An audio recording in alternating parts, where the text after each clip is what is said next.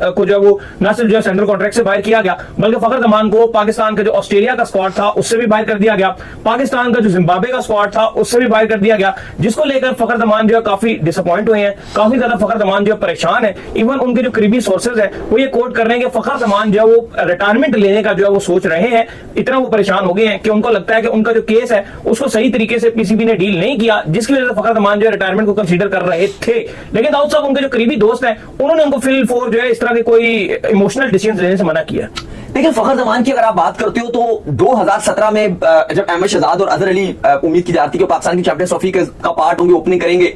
और जब स्क्वाड पे किया गया तो नई टीम बनी थी सरफराज से। शर्जील खान ने जाना था चैंपियंस ट्रॉफी खेलने के लिए। शर्जील खान जब उनका केस बन गया और आपको पता है स्पॉट फिक्सिंग की वजह से वो बाहर हो गए, तो डोमेस्टिक में एक ही खिलाड़ी था जो आपने रन्स बनाकर आपको दे रहा था, और आपने देखा कि थोड़ा अटैकिंग भी है, जैसे भी आजकल साहिबजादा फरहान बड़ा अच्छा कर रहे होते हैं, तो एकदम से फखर का नाम आया और फखर को जो है वो पिक कर लिया गया शर्जील की जगह के, यार ये अटैकिंग ऑप्शन है। लेकिन शर्जील तो शायद 11 में खेलते, पहली चॉइस होते, फखर जमान आपकी पहली चॉइस नहीं थे, क्योंकि जाहिर है वो भी स्क्वाड में शामिल उनको किया गया था। तो पहली चॉइस फिर अजहर अली और अहमद शहजाद के साथ गए आप। इंडिया वर्सेस पाकिस्तान का मैच था पहले ही, और पाकिस्तान बहुत ही बुरी तरीके से आ रहा। फिर फैसला किया गया कि मिकी ऑर्थर ने और सरफराज ने कि भाई चांस लेते हैं और अहमद शहजाद को बेंच करवा देते हैं। बड़ी हीरोइक किस्म की एंट्री हुई थी फखर जमान की, और उसके बाद हर मैच में फखर जमान ने एग्रेसिव पाकिस्तान को स्टार्ट दिया, जिसकी वजह से पाकिस्तान फाइनल तक पहुंचा और फाइनल में फखर जमान ने सेंचुरी स्कोर कर डाली। और उसके बाद फखर जमान ने पीछे मुड़ते नहीं देखा। तो फखर जमान की अगर आप बात करते हैं तो चैंपियंस ट्रॉफी के बाद फखर जमान ने पाकिस्तान की नाइंसाफी है, ठीक है, उन्होंने ट्वीट किया बाबर के वो जो सपोर्ट में उन्होंने किया, हमने भी कहा कि चलो सिलेक्शन कमेटी के ऊपर ये उनकी मर्जी होती है, उन्होंने रखा। फखर जमान सेंट्रल कॉन्ट्रैक्टेड खिलाड़ी है, उनको ये नहीं बोलना चाहिए था। पीसीबी ने शोकास नोटिस जारी कर दिया, यह भी ठीक था, शोकास नोटिस जारी करना यह भी ठीक था। आप उसके ऊपर कोई फाइन लगा देते, थोड़ा बहुत कोई मैच फीस से लगा देते, कोई आप चलो मैच तो नहीं हो रहा था, चलो आप उसके ऊपर कुछ जुर्माना लगा देते, जो भी आपको समझ आती है, तो एक मैच की पाबंदी लगा देते हैं, कोई 2 लाख रुपए 3 लाख रुपए कोई जुर्माना कुछ भी कर लगा देते यार। लेकिन आपने जो उसके साथ किया वो किसी तौर पर कोई भी उसको जस्टिफाई नहीं कर सकता। एक भी ऐसा फैन नहीं है सोशल मीडिया में या जो क्रिकेट से प्यार करता हो या कोई आप जिस बंदे से हमारी मुलाकात हुई, कोई जर्नलिस्ट हो ये बात कह रहा हो कि पीसीबी ने ठीक किया,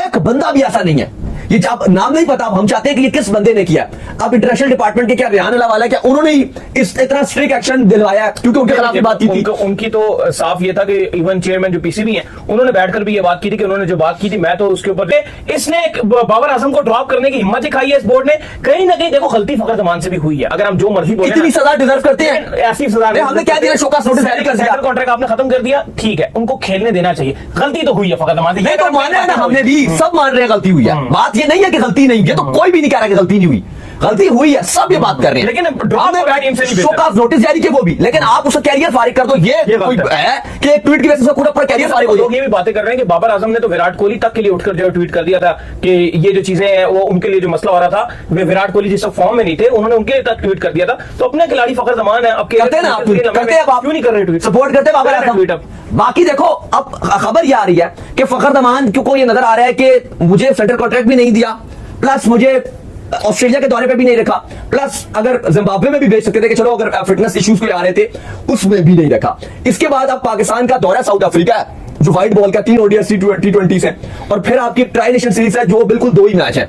एक अगर फाइनल में जाती हो तो 3 मैच होंगे, अदरवाइज 2 ही मैच है। पाकिस्तान एक साउथ अफ्रीका से और एक न्यूजीलैंड से खेला, वो बहुत ही छोटी ट्राई नेशन सीरीज है। तो अगर फखर जमान को लग रहा है कि मुझे चैंपियन रहबाब है, उन्होंने ये रिपोर्ट किया कि फखर जमान रिटायरमेंट दे रहे हैं, अगले 1 से 2 दिन में फखर जमान की ऑफिशियली रिटायरमेंट आ जाएगी। लेकिन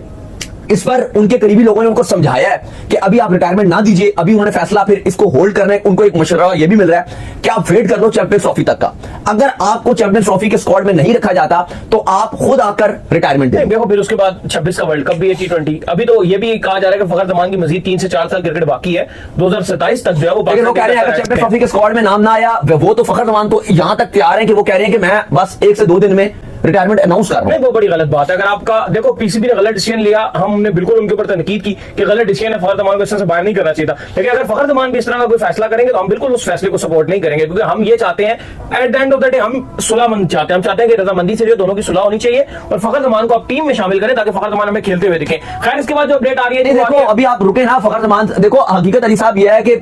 आप फखर जमान जितना बड़ा स्टार प्लेयर है, जिस आप जो मर्जी कह लो फलां स्टार